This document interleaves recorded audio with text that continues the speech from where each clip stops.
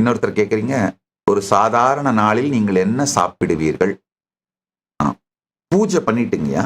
அந்த பூஜைக்கு வைக்கிற நைவேத்தியம், அந்த நைவேத்தியமே தான் அந்த பிரசாதமா பிறகு பூஜை முடிஞ்ச பிறகு அதையே தான் சாப்பிட்டுருவேன்.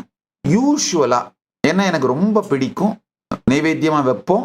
அதை பூஜை முடிஞ்ச பிறகு சாப்பிட்டுருவேன் அப்படின்னா, காஞ்சிபுரம் கோவில் இட்லி, திருவண்ணாமலையில செய்யற அதே ரெசிபி புளியோதரை, தயிர் சாதம், அண்ணாமலையார் கோவில் மடப்பள்ளியில் இருக்கவங்கலாம் என்னுடைய ரொம்ப தெரிஞ்சவங்கிறதுனால அதே ரெசிபி வாங்கிட்டு வந்திருக்கோம்.